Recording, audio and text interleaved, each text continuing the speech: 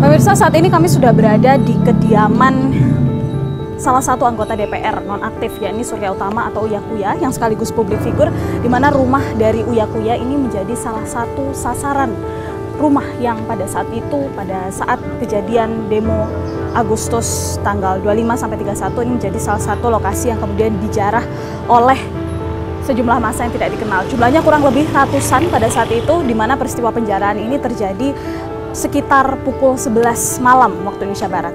Beginilah kondisi kediaman Uya Kuya saat ini, pemirsa. Kalau bisa kami gambarkan, memang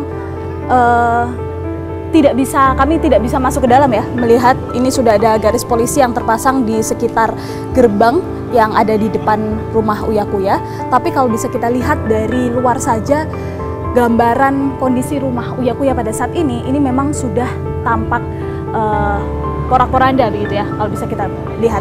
Kita memang tidak bisa melihat lebih jelas ke dalam, tapi kalau bisa saya gambarkan pemirsa, di depan jendela, bagian jendela, kaca-kaca ini tampak terbuka dan juga ada bekas-bekas pecahan kaca di sana, yang mana memang pada saat itu melihat video yang viral berseliweran di media sosial ketika peristiwa penjarahan ini, ratusan massa berada ke rumah Uya Kuya, datang ke sini kemudian melakukan peristiwa penjarahan. Awalnya adalah dengan mendobrak gerbang yang ada di depan sini. Ini sekarang sudah terpasang oleh seng begitu, tapi kalau melihat kondisi dalam video yang beredar di media sosial, ini massa mendobrak masuk gerbang ini sampai rusak. Massa kemudian bisa masuk ke dalam, kemudian langsung mendobrak pintu di dalam dan akhirnya mengambil barang-barang yang ada di rumah Uya. Selain mengambil barang-barang yang ada di dalam, kita juga bisa melihat kalau di sekitaran tembok ini ya, ada banyak coretan-coretan, kemudian vandalisme yang dilakukan oleh massa pada saat itu. Masih ada di sini bekas-bekasnya, belum ditutup ya, bisa kita lihat, sama-sama saksikan.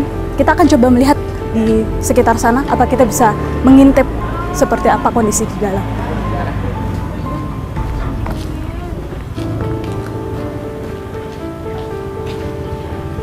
Oke, tampaknya memang seluruh bagian pagar ini sudah ditutup oleh seng ya, sehingga kita tidak bisa melihat langsung seperti apa kondisi di dalam. Jadi kita akan coba untuk mundur, melihat lebih jauh, barangkali apa yang bisa kita lihat di dalam.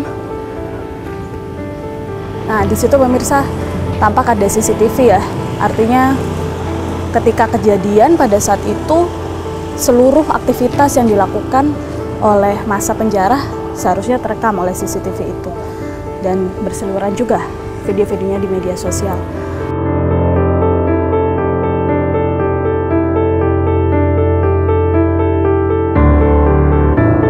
Ini adalah gang masuk menuju rumah Uya, pemirsa. Kita akan coba keluar sebentar untuk mencari warga di sekitar sini.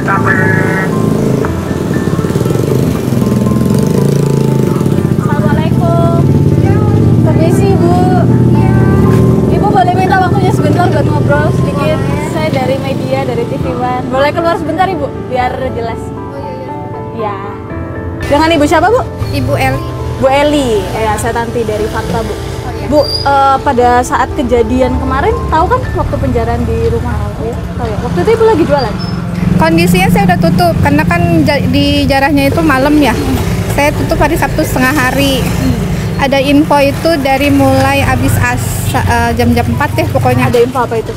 Info mau di demo rumahnya Uya.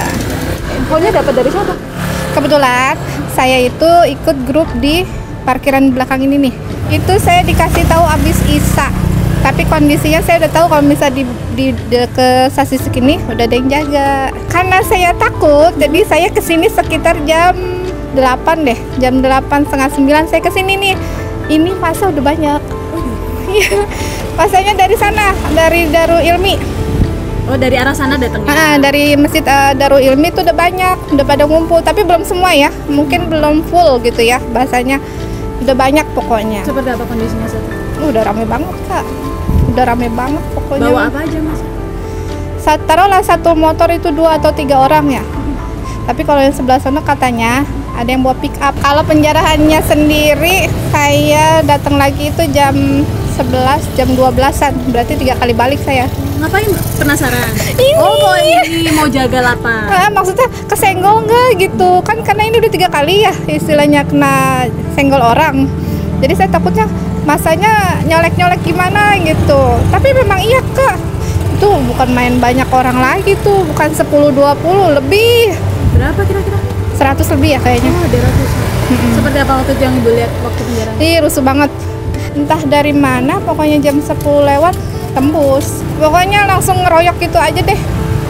Soalnya yang saya dengar pas lagi kerusuhan itu, kalau seandainya nggak dikasih, ini rumah Uya mau dibakar.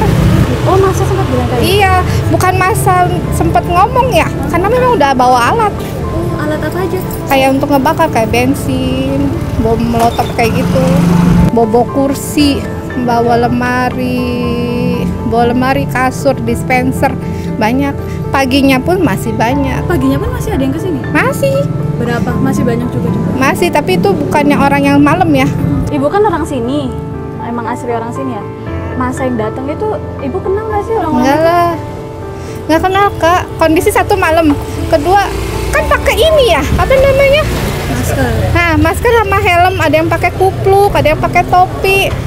Malam itu, kejadian itu, RT 7 itu lagi malam puncak 17-an, ada panggung. Posisinya saya juga nonton panggung Kak. Di saat saya lagi nonton panggung ya, bisa percaya enggak, itu orang lewat yang habis ngejarah. Iya, pakai topi, pakai masker, kalau nggak pakai ini, bawa gendolan. Bawa barang-barang. Nah, Ada ini nggak, ada yang ngomandoin gitu nggak? Ada satu orang yang jadi komando atau berapa orang yang ngarahin gitu? ke Pak Uya. Oh. Ada lah Kak, sedangkan itu kan provokatornya yang bikin supaya masuk tembus ke rumah Uya, nggak mungkin nggak ada. Ceritanya. Kalau untuk komandoin mungkin saya juga nggak tahu, maksudnya tiba-tiba pokoknya itu orang langsung nyerbu aja. Orang-orang itu langsung. Yang masa yang dari sana ya, bukan orang yang warga dari sana ya, yang sebelah kanan ya. Iya. Nah, kalau yang sebelah kanan ini kayaknya udah ada yang provokatorin. Sempat bentrok juga katanya sama aparat. Iya, makanya kan dikasih lewat pendemonya karena udah nggak bisa diatasi lagi kan pendemonya. Karena sempat ada isu yang saya dengar, ini kan ada 2 sesi. Ada 2 sesi. Jadi jam 10 lewat itu sama jam 12 lewat, jam 1 lewat Den. Oke. Sesi pertama udah rusuh nih masuk. Terus sempat dibubarin sama aparat, mungkin udah bersih gitu ya. Paling ada 1-2 orang lah. Nah, mungkin dia kurang puas atau entah dari mana lagi masanya datang lagi. Jadi beda masa. Beda masa, itu beda orangnya lagi. Terima kasih ya. Bu, siapa tadi namanya? Ibu Eli. Bu Eli ya. Terima kasih sekali lagi ya, Bu ya. Sama. Semoga aman-aman semuanya ya. Nggak ada lagi. Pemirsa, tadi kami sudah berbincang ya dengan salah seorang warga yang ada di sini, dan informasi yang kami dapatkan dari warga ini memang masa bukan berasal dari warga setempat yang ada di sini, dan juga penjarahan itu terjadi malam hari. Sementara warga yang ada di sekitar sini sudah diberitahukan sebelumnya kalau memang akan ada penjarahan yang terjadi di rumah Uya Kuya, dan juga sudah dijaga sebetulnya rumahnya oleh aparat, tapi karena masa yang tidak terbendung kemudian masuk ke sana, dan mereka juga ternyata berdasarkan penuturan warga membawa perlengkapan barang-barang yang memang digunakan untuk tujuannya menjarah. Kita akan temukan fakta selanjutnya.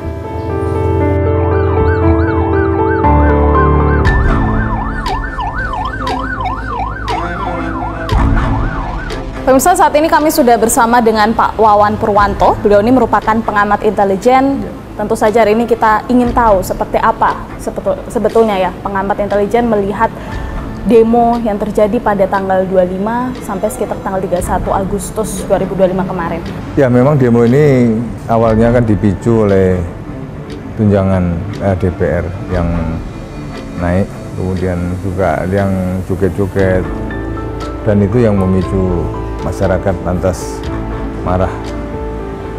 Ya, meskipun sudah minta maaf dari anggota DPR, tapi ini belum cukup untuk bisa meredam amuk massa. Mereka terus bergerak hingga justru ada persoalan baru di mana ada pengemudi ojol yang tertabrak oleh kendaraan rantis dari Brimob. Nah, ini akhirnya lantas mendorong adanya eskalasi serangan, artinya makin marahlah mereka. Bapak melihat kalau memang awalnya murni kemarahan atau rasa frustasi masyarakat karena adanya kenaikan tunjangan, tapi kemudian di tengah ada pergeseran yang awalnya marah karena tunjangan DPR, kemudian ada pergeseran meluas kemana-mana, dan itu apakah Bapak melihat itu ada oknum-oknum penunggang di situ, atau seperti apa Pak? Ya. Pada awalnya memang demikian, mereka murni menyuarakan itu, tapi ya, tapi setelah beberapa waktu setelah adanya satu peristiwa pengemudi ojol ini, itu titik poinnya Pak? Ya, momennya. Dan mereka melakukan serangan dengan bom molotov, kemudian juga perusakan, bahkan aksi-aksi penjarahan, dan itu diikuti oleh wilayah-wilayah lain, pembakaran DPRD banyak, kemudian juga markas-markas kepolisian. Dan yang sangat kita prihatinkan justru jatuhnya korban meninggal dunia, hampir sekitar 10 orang yang meninggal. Ini saya juga turut berbelasungkawa atas meninggalnya saudara-saudara kita, pada keluarganya. Dan ini sebetulnya sebuah pembelajaran bagi kita untuk supaya lebih wise ketika menyikapi aksi-aksi seperti itu. Ini kan terjadi di beberapa daerah ya Pak ya, tidak hanya di Jakarta. Apakah pola-pola yang sama ini terlihat atau ini memang berpola begitu di daerah-daerah lain juga seperti itu? Ya, jadi mereka serentak, kemudian tiba-tiba kan yang adik-adik ini mulai curiga di awal, kok ada sesuatu yang dilakukan yang di luar skenario dari adik-adik mahasiswa. Berarti terus dia sadar, wah ini sudah nggak beres, sudah ada yang menunggangi, terus dia balik kanan. Nah setelah balik kanan itu ada yang menggantikan mereka, orang-orangnya berbeda, orang-orangnya yang tidak mereka kenal. Nah itu yang menyulut aksi-aksi pembakaran. Nah ini yang nanti biar aparat kepolisian lah yang juga menindaklanjuti itu. Hanya bahwa itu tidak datang dengan sendirinya, pasti ada sebuah perencanaan yang mencoba dompleng tadi. Apa sih Pak tujuannya para penunggang ini kemudian melakukan kerusuhan? Kalau motif itu bisa motif politik, bisa motif ekonomi, dua-duanya itu.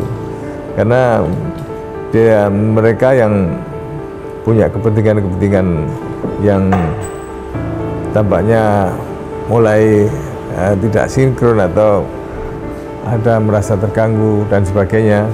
Tapi Pak, kalau melihat penunggang gelap ya yang tadi Bapak sampaikan, berapa sih Pak kira-kira penunggangnya? Ya ada beberapa yang bermain, dan ini nanti pembuktiannya ada di pihak kepolisian. Dan di sana nanti akan ketemu fakta-fakta, temuan lapangan, kemudian keterangan-keterangan dari mereka yang ditangkap, kemudian juga dari jejak digital, tampak itu. Oke, tadi Bapak sebut beberapa, lebih dari 2 kah? Ya lebih dari 2 lebih lah. Dari 3. Nah, nanti ya seputar itulah. Nanti gimana tinggal pembuktian, karena kalau masalah hukum jangan ngomong kalau nggak ada bukti, kan begitu. Baik, terima kasih banyak Pak Wawan Purwanto Sama-sama. atas waktunya dan juga insight-nya ya dalam melihat kejadian akhir-akhir ini. Terima kasih sekali lagi. Sama-sama Mbak. Pemirsa, kita temukan fakta selanjutnya. Mereka melakukan pemeriksaan di sekitar sini. Ini ruangan tempat mereka untuk merokok.